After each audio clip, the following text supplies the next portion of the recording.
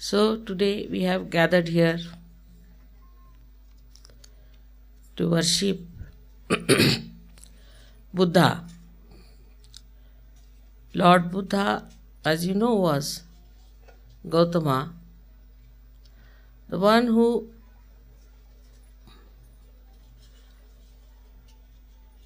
was born in a royal family. And then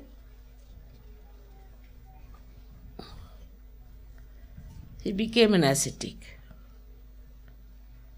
because he was very much hurt to see three types of problems from which human beings suffer. And he came to conclusion all these three types of problems are because we have desires.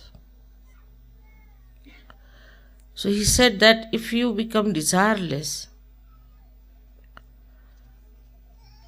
then there will be no problem for you. So he studied Vedas, he studied Upanishads, he studies all kinds of things. He went to many saints and many people. He could not get his realization. Actually, he was an incarnation. The incarnation also has to reach a point of realization in a different way. Like the whole potential has to open out. But the incarnation has tremendous potential. And that expresses itself once the door is open outward.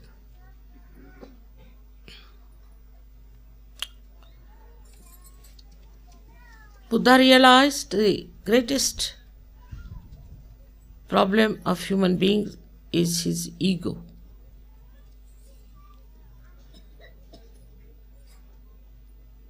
In his ego, he goes to the extremes,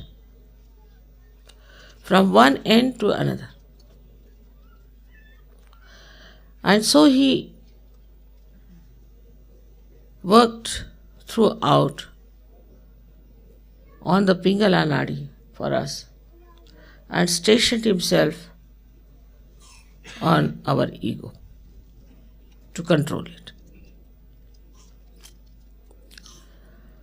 If you see on the Agya Chakra, if in the center is Christ, we have on the left Buddha and on the right is Mahavira. All of them are called as lords because they are rulers of these three areas. Now this area of Agya is the area of tapas, is of penance. Because they have done penance for us, we don't have to do any penance. They have done for us everything that is possible. That's how the SahajaYogis don't have to do any penance. They are in a beautiful place, having a nice vibrations. They don't have to go in the jungles, run away from the society and hide themselves in a place where there could be scorpions, could be snakes, could be tigers, could be any danger to life.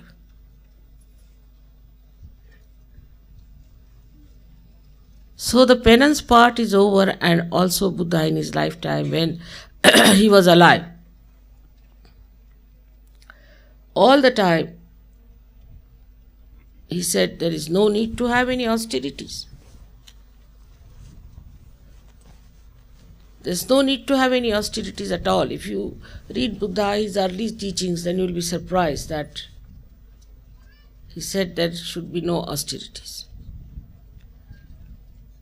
He himself went through austerities. But that was the time, Samayachar was time, where they needed people who would go all out to do the propagation of his ideas.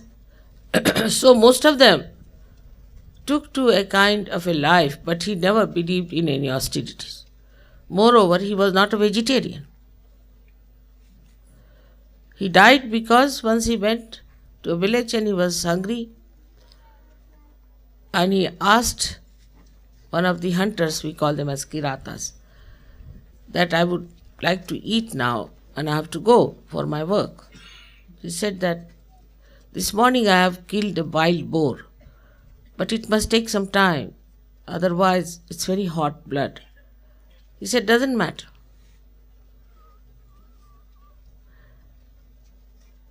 Very significant, right side, to take the red meat of a wild boar without getting it cooled down. He ate it and he died with that.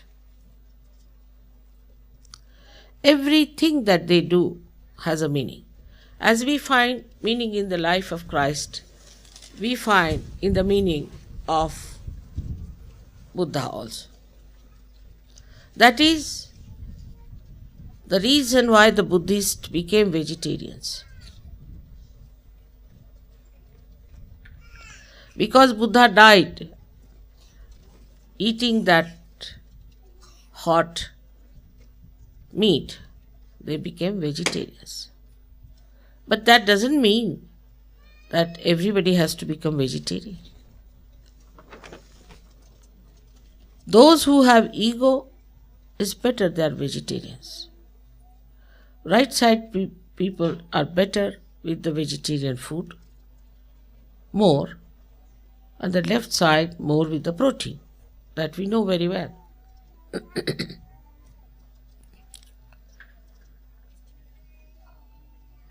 So he tried to control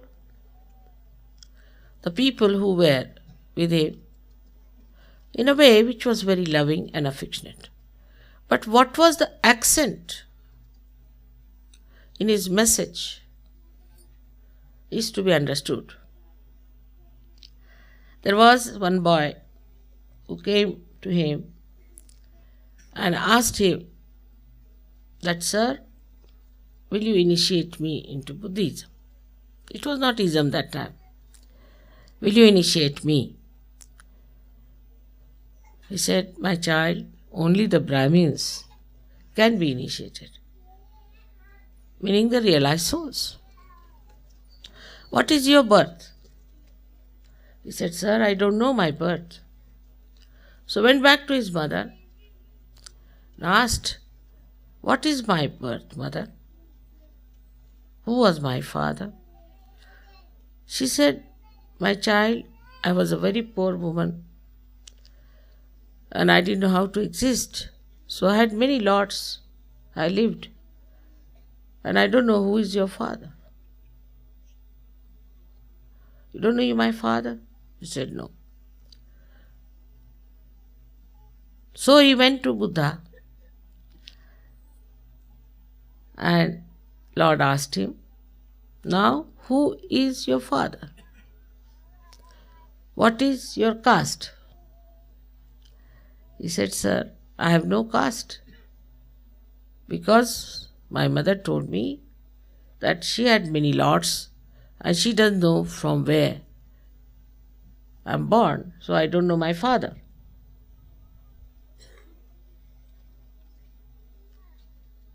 So Buddha embraced him. He said, you are the Brahmin because you have told the truth. So the essence of his life is truth. First, we have to be honest to ourselves. And I find some people find it very difficult to be honest to themselves. They know how to escape the truth. They know how to manage. To get out of it, they'll give some argument or they'll give some explanations. Whom are you giving explanation to? Yourself only. Your spirit is residing within you, which is enlightened. in your attention. And now, whom are you explaining? To your own spirit?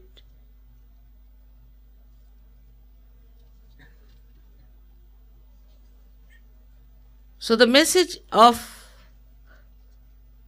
Christ may be that we have to resurrect ourselves. But what about resurrection? That you have to be very honest to yourself, first thing. First and foremost thing, to know that your caste is a Brahmin. That you know the Brahma, you know the all-pervading power, you have felt it. You are the real Brahmins. And as real Brahmins, you have to be Spartan. I mean, in India, say we have a Brahmin. They may not be real Brahmins, but born in a Brahmin family. There may have been forefathers, might have been Brahmins or something like that. They call themselves Brahmins, all right. So what is their speciality? At 4 o'clock in the morning, they'll get up. All the Brahmins. That's how you can make out a Brahmin. I am also a Brahmin that way. Then they'll have their bath, clean themselves completely, and sit down for prayers or pujas or maybe meditation. That's how you make out a Brahmin. Though they are not Brahmins, but the tradition. While say a Shudra in India, he'll get up at 9 o'clock. In tradition, wear dirty clothes, put his hands in his mouth, will be a lousy fellow, surrounded by rubbish. He cannot even feel the smell of the filth. Because they have been doing that kind of work. Traditionally, they are not. There are many Brahmins we have found out now who are really born in a Shudra's families. So actually in the Shudra's families as such, it's not by birth but by their aptitude, by their jati, they are Brahmins. But traditionally is accepted in their society. Their hair will be disheveled. You can immediately make out. No oil in the hair, first point. No oil in the hair are all disheveled. Secondly, they are not bothered about sex life.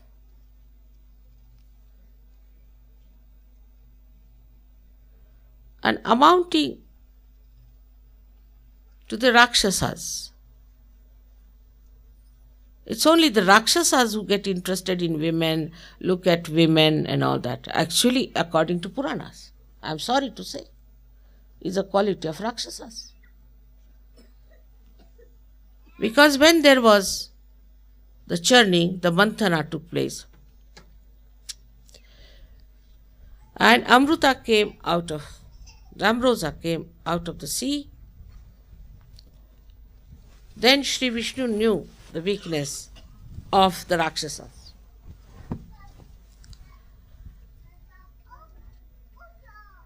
They had taken the Kumbha, the pitcher of the Ambrosia, by force, the Rakshasas, because they were more powerful, more egotistical, they could cunning. So they managed with the Devas and took away. And they were about to drink it. So Shri Vishnu knew that weakness of Rakshasas. So he dressed up like a lady, Mohini. Called himself Mohini. Mohini means the one which attracts you by your dress, figure, all this kind of nonsense. And immediately all the Rakshasas fell for her. For him, I mean. Immediately, you could make out between the Devas and the Rakshasas.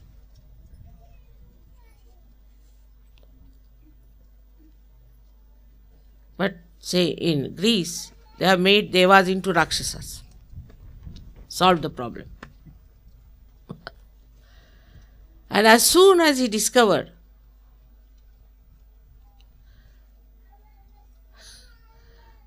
that one of them had taken something, it said so in mythology, he went and giggled. And being a Rakshasa, I liked a lady giggled at him and then tried to tickle.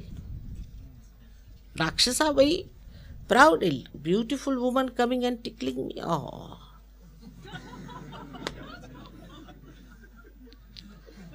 As stupid as he was, he felt so tickled that he vomited out. And they say that garlic was born out of that ambrosia. Said so, mythologically. So when I see people in SahajaYoga not being honest to themselves, the first thing they must know, ego, is a very, very cunning stuff. But also it makes you a slave of another ego. See now, for example, a lady would go to these beauty shops, dress up herself, wear these, do all that, I don't know what they do, but they come out of it after 3-4 hours. And look the same to me. I don't know how much money they empty out. But it's something surprising that the hair is cut this time in a different way. So you ask, why did you cut it this way now? That's the fashion. That means you don't have your own ideas. You don't have your own concept. Whatever is the fashion, you just do it. You don't understand also that this is good for you or not. So the ego gets dominated. Supposing there is an entrepreneur, say, very clever and cunning, more than anybody else, supposing. There are many like that, of course. Now he says that you can put a jam tin on your head and tie up your hair like this, and you look very fine. And he puts up lots of advertisement. All his jam tins can be sold. Without thinking they will use jam tins. Means you have no personality of your own. What's the ego? Ego should give you a personality, a character, a temperament. And when you see them, you can't make them out like sick people, as you cannot make out one Sikh from another because they all wear beard and moustaches. You can't make out ladies from one to another because everybody has the same hairstyle, the same style of clothes, everything the same, because it's a fashion. Who has started the fashion? Some very cunning fellow wants to make money. In India we get a kind of a, call it tokni, is a kind of a basket, a small little basket. And suddenly disappeared from the market. We didn't know where it has gone. It's impossible. What can you do with it? It's a very simple thing. It was all in America. Why? The women are using them for their hair. I said, how? What do they do with their hair? No. See, nowadays they don't put any oil in their head. So they have all become bald. You will become bald, no doubt. If you don't put oil, I'm telling you now, you will become bald. So we are austere people, we can't put oil. But then we become bald automatically. You can join any Buddhist organization nicely. You don't have to shave.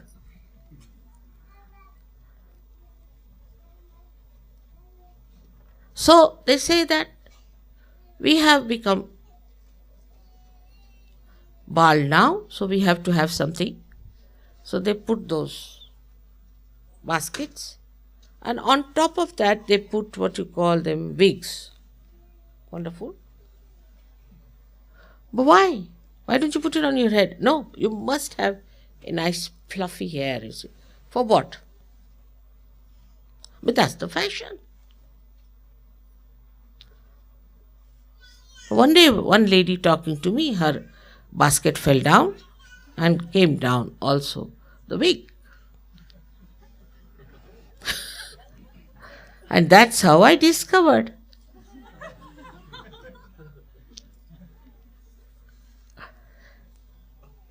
So what is this is to understand that if you have your ego really in the real way, you should have your own personality, your character, your understanding, your speciality, your temperament. That's not there.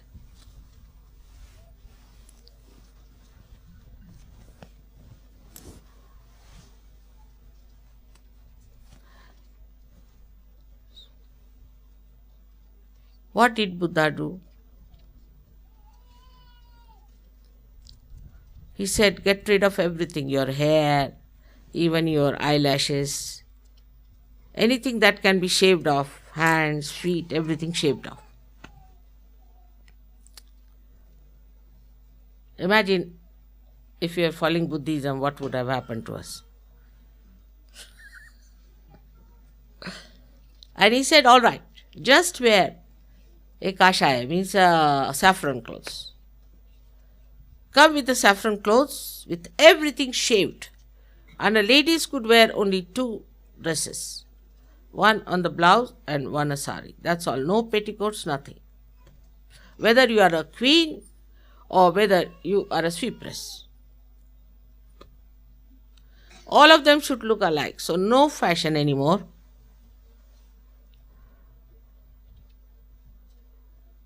But Buddhists are the greatest fashionable people you could ever think of.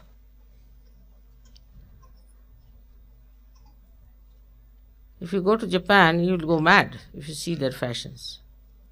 But they're so artificial. I don't know where is Buddhism gone, where Buddha always praised people who were natural. All Buddhism is lost like this into a kind of a wilderness.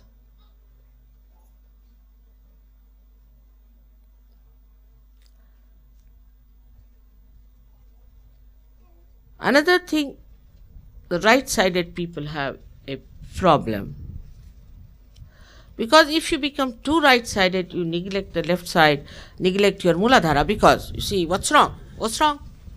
Till you get AIDS, nothing was wrong. Now, something is wrong. Till you get cancer, what's wrong in smoking? What's wrong? I mean, they advertise, even in India, that you look really great if you have a cigar in your hand or a cigarette in your hand. You look like a chimney, but all right.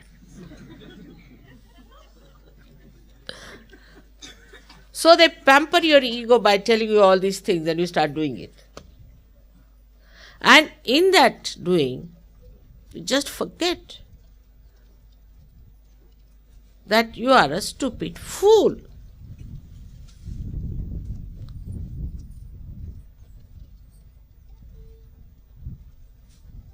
We are going to lose all our beauty if we listen to these cunning people who are entrepreneurs. Take it from me. We had Mona Lisa. These days you don't find her anywhere. No. You have mosquitoes. Horrible. They think they are very beautiful. They don't emit any vibrations. From any angle of aesthetics, they are not beautiful.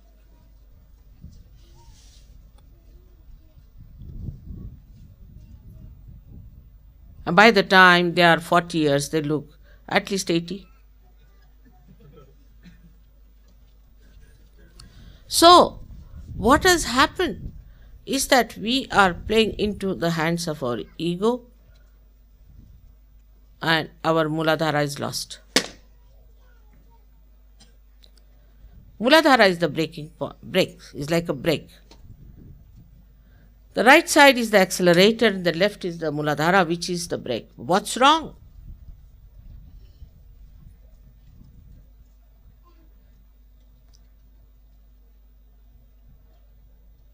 That's why Buddha preached brahmacharya, celibacy.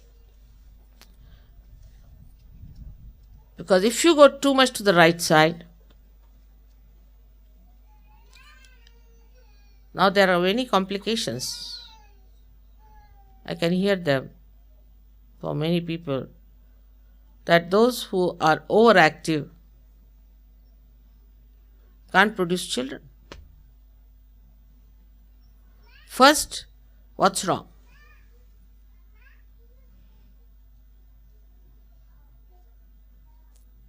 Then, complete dryness.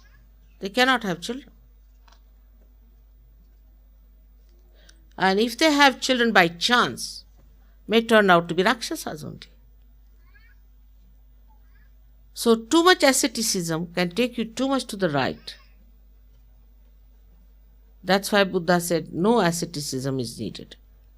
He said it, though he had people around him whom he looked after, saw to it that they were celibate people, and he is the one who gave them balance and managed them. So once you start going on the right side, you end up automatically like a cabbage. Automatic. You cannot produce children. You cannot live long. Like taking cocaine, you can say. You speed up very much, you become very speedy. And you have to really, to live with them is so difficult, very difficult. Because they move with the speed of a jet and I move with the speed of an elephant. I just look at them going, coming, going, come. I don't know how to relate. So to curb this ego, we have to worship Buddha. We have to worship Buddha. But the first principle is to respect your chastity.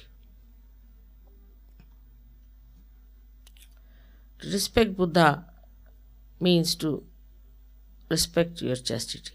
You don't have to give up your wife as you have given, unless and until they are horrid. Don't have to give up your husbands. All of them were without wives. Buddha had a wife, he gave her up. Mahavira had no wife, Christ was never married. But in SahajaYoga you do marry. You have children, no doubt. And as we were saying, that with ego we become, in a way, very much involved into ourselves. So we can say there are three types of people in this world. One, who are not bothered about others.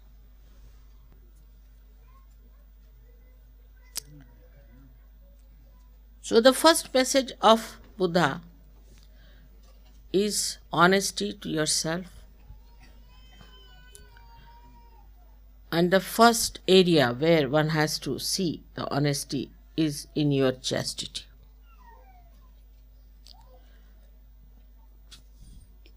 You can marry, you can have a wife, you can have a husband, you can have children.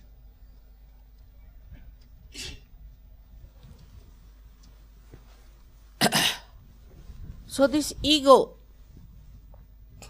which was first there, creates one type of a person. The person who is just involved into himself. His ambition, his projects, his jobs, his wife, at the most, or his children, his house, his car, maybe his horse, maybe his dog. At the most, if he could extend. Otherwise, if you tell such a person, I'm rather, say, worried about someone, that person will tell me, see, you have done your duty. Now, if that person doesn't want to do it, why should you worry? You should be happy. But how can I be happy? I'm not your type. And such a person also will say that this is my house.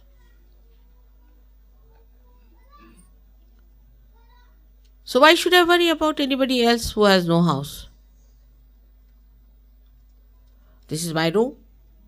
This is my carpet. Anybody comes in my house, oh, sit there. Put that there. Such a horribly harsh person.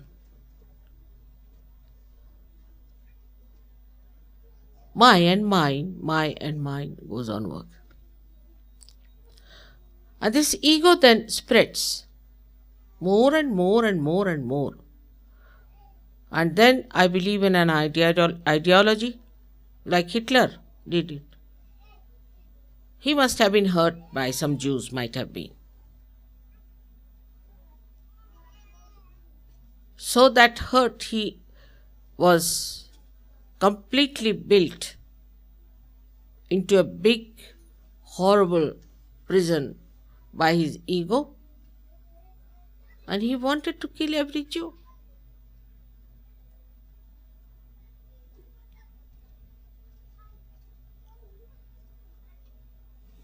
So this kind of a person that is so involved into himself. I, me, mine, and I am the best. Everybody is a stupid fool. I am the most intelligent. I am the cleverest. I know everything. Like a saying, I was coming by the road and I saw a dacoit. So I ran up to the tree and hid myself. What a great person I am.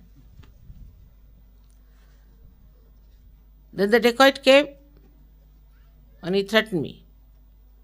So I gave away everything to him. What a great person I am. Then the dacoit came and he took away my wife. What a great person I am.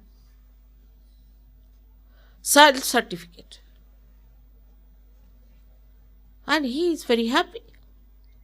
Everybody is tired of such a person. Everybody is unhappy of such a person. No one likes. If such a person is coming from this side, most of them will run away from that's coming. We have in India some people of that kind. In every city, well known. Everybody knows them. So now in the morning, people go out for a walk in a garden and they see such a person coming from that side. Oh God, today we will not have our food. I said, why? Most inauspicious person we met today was this one. But he's walking like this. What's wrong? No one likes such a person. You may think no end of yourself. No one likes you.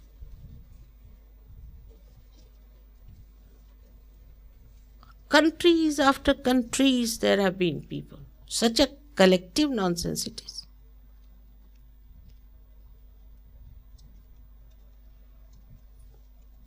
Sometimes when you see how so many people were killed in America by the same Spanish people who are today's Sahajogis, can't believe that you are the children of the same Spanish. I mean, you are so different, so beautiful. So what was it that made them so cruel? That ego that built up in them, that they could not see that these are human beings we are killing.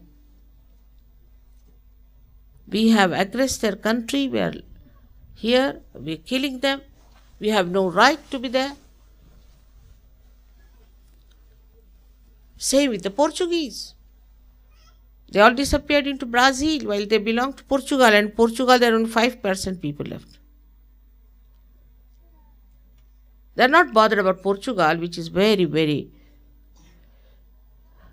poor. Same thing with the Spanish. Those who went to America, so what? We earned our own America, we are here, we have done this, we have done that, we have killed so many people. The Spanish have not killed anyone, so why look after the Spanish?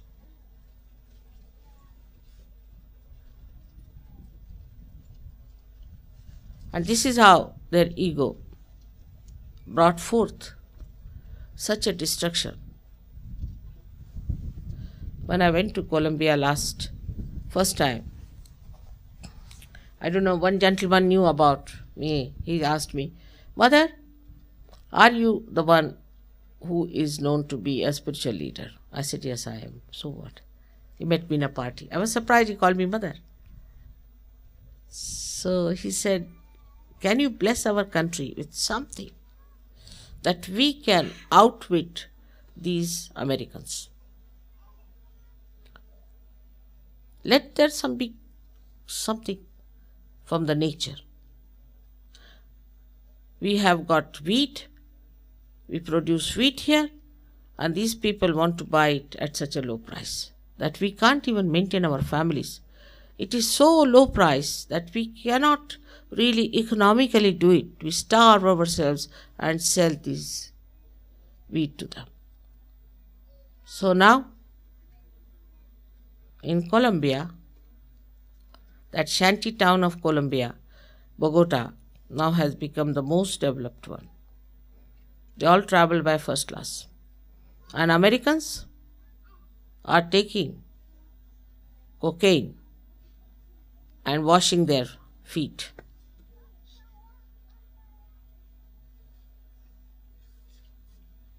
This is the reward of the ego. You have to pay the dividend. You have to pay for your ego. And very severely. Try any tricks with your ego. It boomerangs back to you. Of course, in SahajaYoga is the worst. It's the worst. I'm frightened to see somebody riding a horse. Please come down.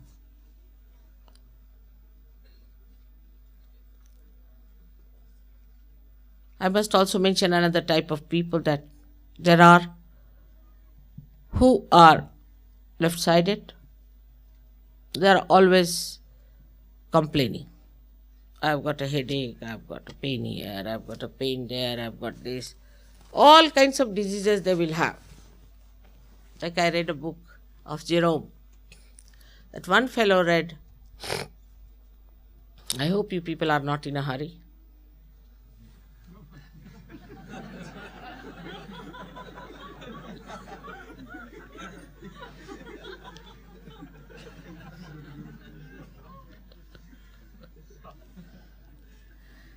So he had described that one fellow went to a doctor, and he said, "Sir, I have all the diseases that are described in Materia Medica, except for one, that is the housewife's knee." He said, "How is it you don't have that?" He said, "Because I am not a housewife." She said, how did you get all these diseases and how do you know? He said, because I read Materia Medica and I found all these diseases are with me. She said, all right, I'll give you medicine, but just now you don't take it. You have to go out from here about 5 miles and there you can take it. So he took the medicine, one in a piece of paper. He went there and he opened it one after another. And he found no medicine. But the last paper was there. On that it was written, you stupid fool, don't treat Materia Medica. Nothing is wrong with you.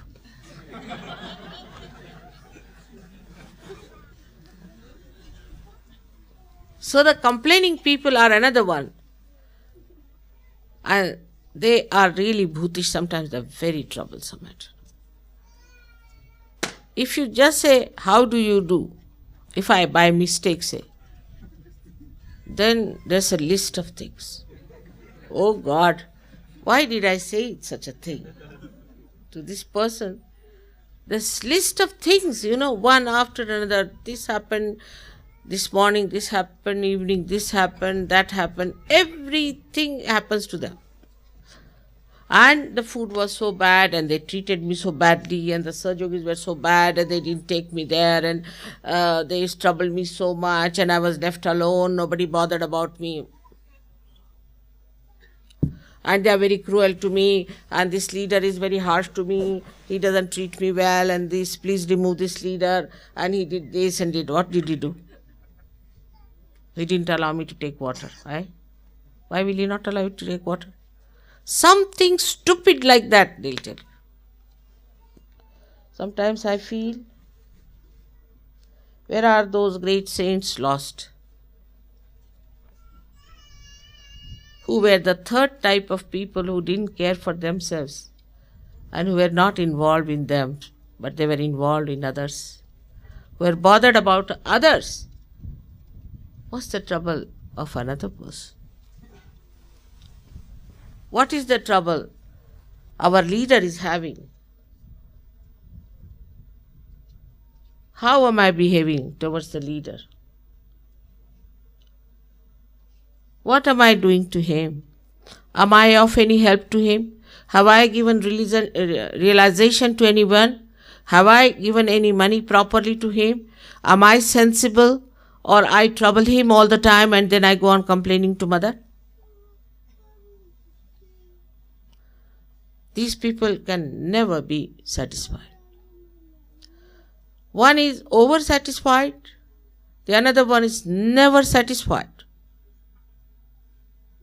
And the one who is in the center is least bothered to find out whether he is satisfied or not satisfied. He just wants to see the satisfaction of others.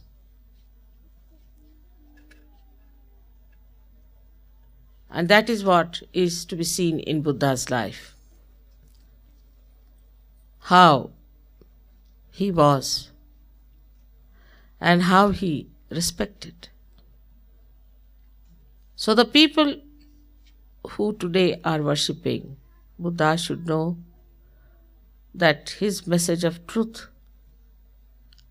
which we know through our right side, through our attention, must be applied to ourselves first of all.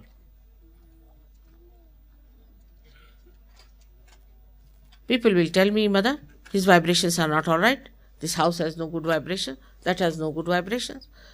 And the fellow himself is shaking before me, like this.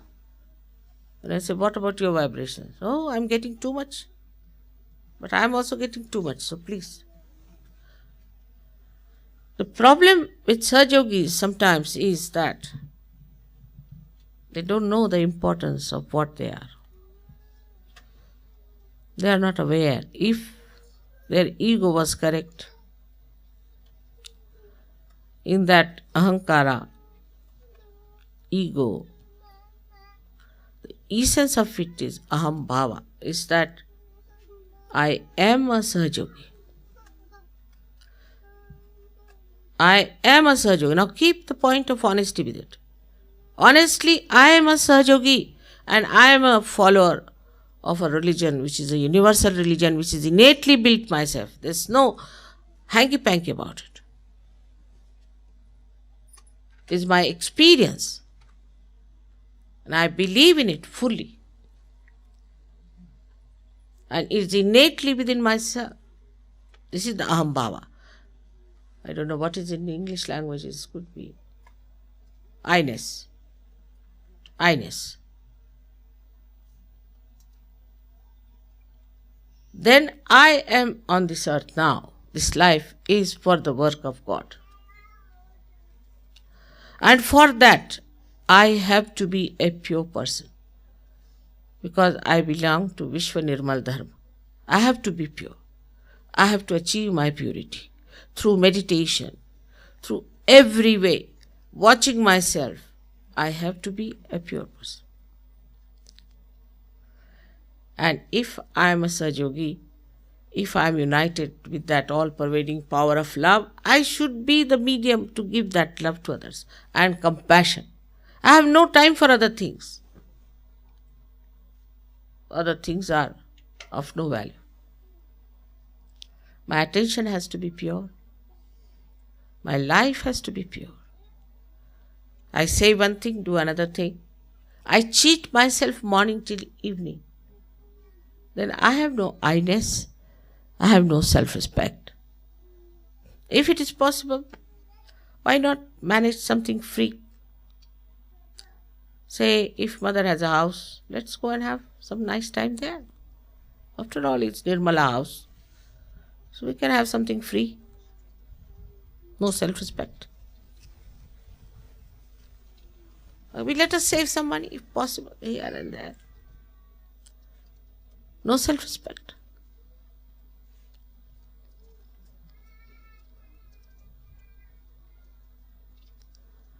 There are people I know of that kind. Supposing we come for 2 days to Ganpati Pule, Mother, will you charge us for 1 day? Very common. Who is going to pay?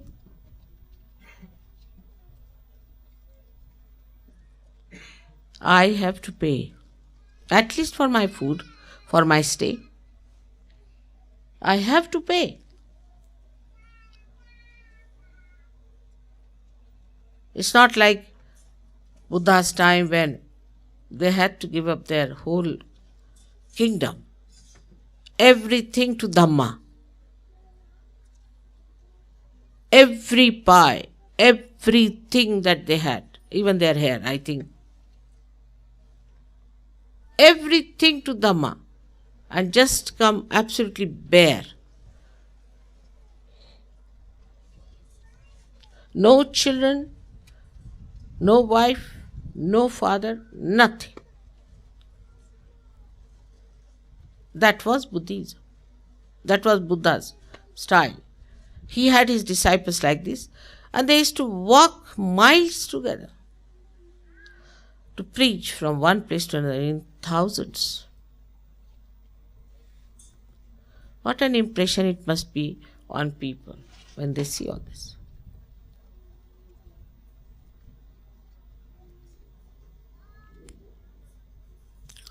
Today's puja is very important because I feel Western countries have gone off with their ego and they need Buddha very much. And they like also this so-called Buddhism very much because, you see, they can then just hide behind that camouflage. We are Buddhists, you see. They'll worry about Afghanistan and they'll worry about Lama, they'll worry about all other people because, you see, we are Buddhist. But there's no truth in it. No truth. Sahajogis have to establish that truth. That dedication. So, Buddha has said, Buddham Sharanam Gacchami. I bow to all those who are realized souls.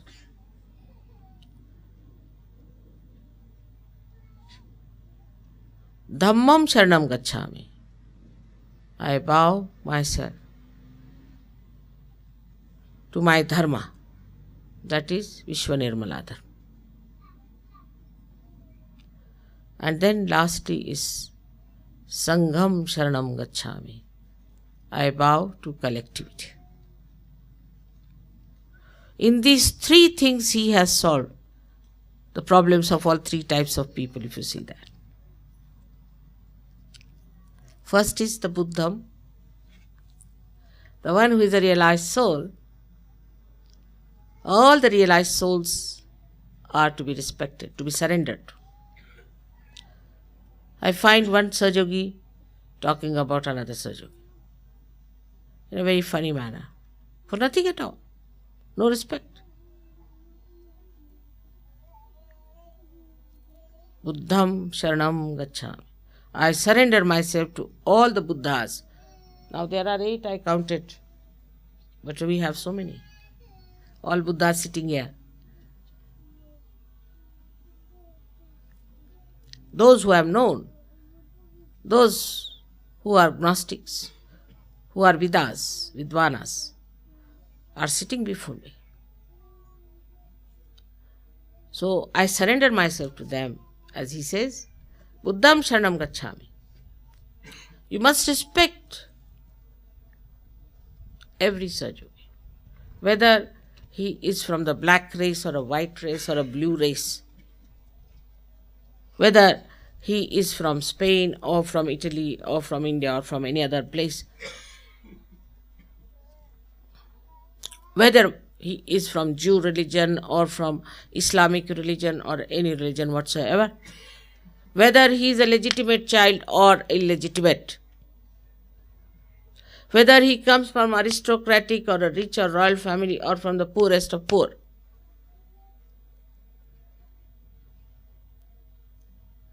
whether he has money or no money, whether he is unwell or he is all right.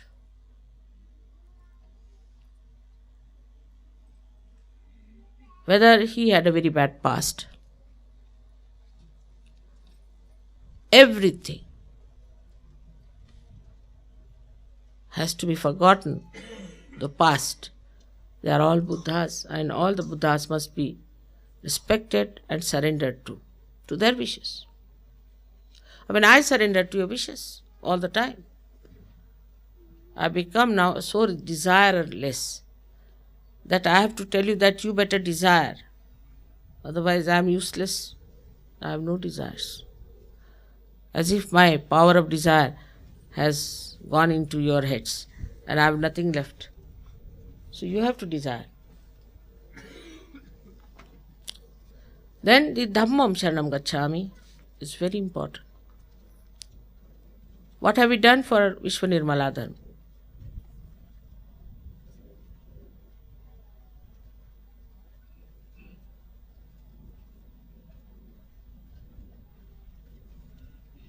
Whatever needed for the work of Vishwanirmala Dharma, whether it is money, whether it is your house, any possession, whether it is labor, any kind of labor,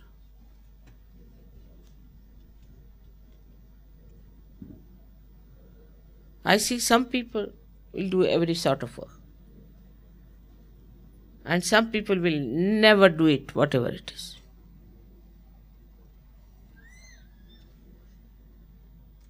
So we should really have a rostrum. For example, one day all the leaders must sweep.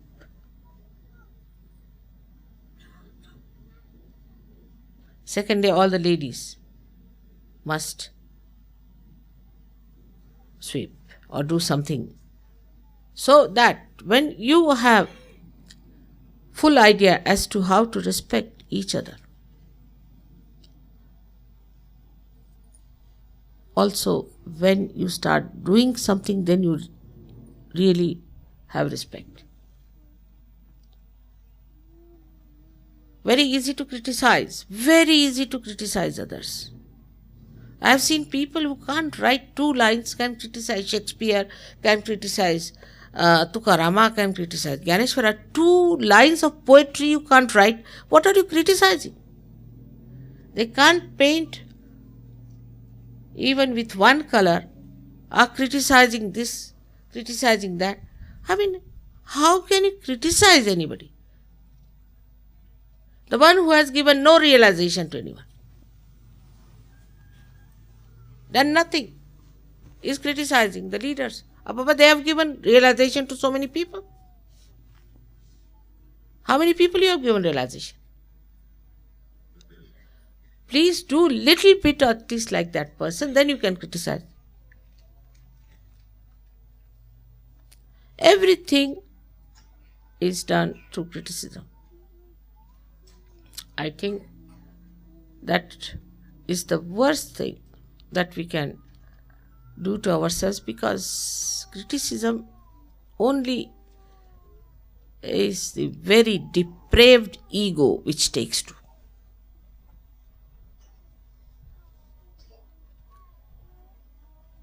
There is no ahambhava, there is no I-ness. Alright, he has written such beautiful poetry, I'll also write. No. He's written, but there's something, this is not correct. Baba, you write first 2 sentences like that. Mother, his English is all right, but still, but what about your English? Or your Spanish? Do you know Spanish language? No, then? If he doesn't know English, why should you criticize? So the criticism part has killed all art, as I have told you, killed everything, killed all our creativity, killed our personality. We are all the time shaking. Nobody is going to be there like Rembrandt or like Michelangelo or Barbini. Nobody. Because you make anything, criticism. In Australia, they made a very beautiful, I must say, one of very sweet things they made. Like, you can call the ship with, क्या कहते हैं? Sails. A building there for their opera. Even till today they are criticizing it. And whenever they have to give any picture of Australia, they give that picture. It's like they call Marie Antoinette. And if you have to go and see anything beautiful, you have to go and see a palace.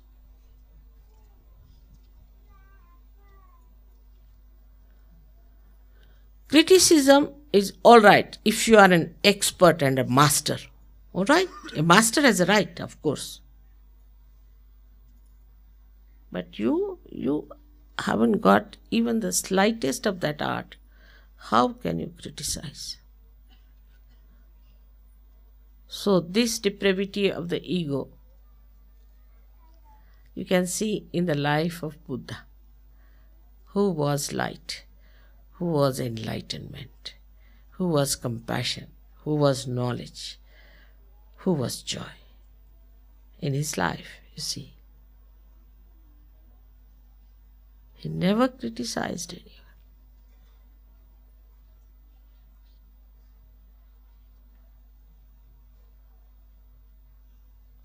He left it to me, this horrible job of criticizing all the bhuts and rakshasas and devils.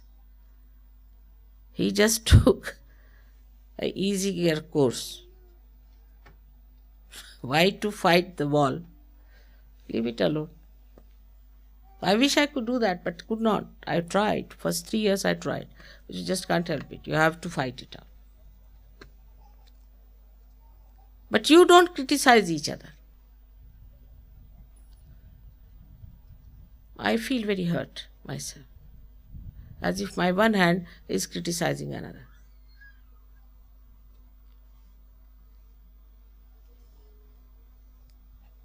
I can go on talking about Buddha for days together. There's no end to it. He's the one who has taught us so many beautiful things by his own life. And if we have to really imbibe his spirit within ourselves, we have to have that detachment.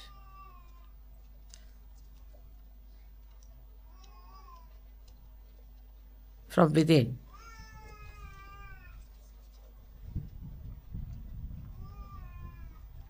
As every religion is ruined by the followers, Buddha, who said don't worship even, don't talk of God. He said don't talk of God, just talk of self-realization. First let them have self-realization. And don't worship anything. He said just don't worship, because he knew there was nothing to be worshipable. But they have got stupas, and they worship this, they worship that, and worship this, end to it. They said these are the teeth of Buddha. I mean, how can you have teeth of Buddha? I mean, when Buddha died, do you mean he took out his teeth or what? This is Buddha's teeth they are worshipping. There's no vibrations, I saw it, it was nothing. I can understand hair or nails, but his teeth are everywhere being worshipped. I know my Sahajogis cannot spoil much of Sahajayoga. If they do, they will lose their vibrations. So be careful on that. But with ego, I have seen people, even they lose their vibration. No, I'm alright. Oh, I'm getting all the vibration. I'm alright. And here is such a big... Befooling yourself is the job of ego. So be careful. I'm alright. Nothing wrong with me.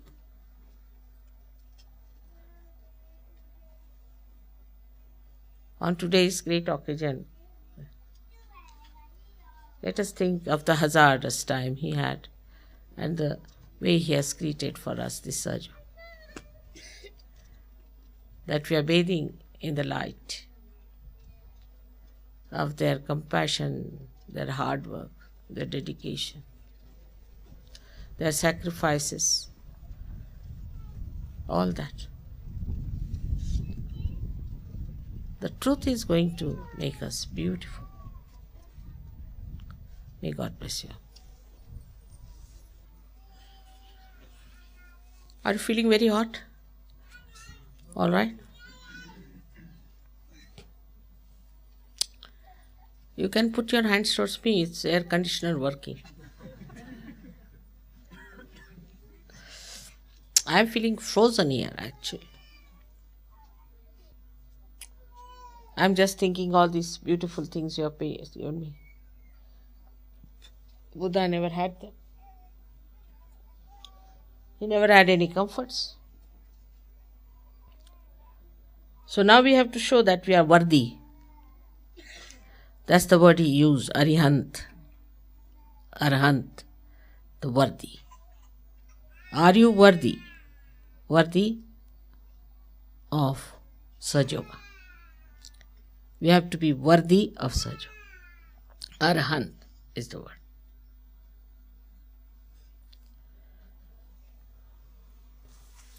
चलो पूजा का शुरू कर. Should we have the puja now? तो पैर बिल्कुल ठंडे हो गए.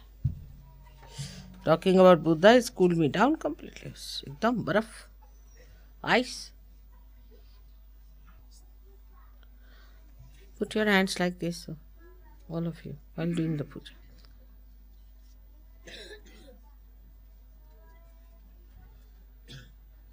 And you don't have to close your eyes during puja, it's very important.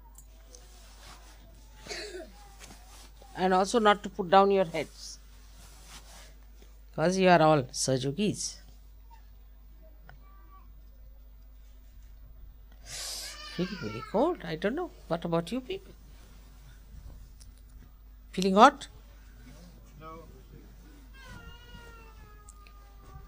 It's good. I tried to change. Sometimes I overdo it, I think. I did it 21 times.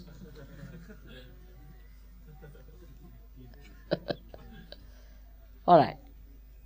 So the puja should start with the Spanish people.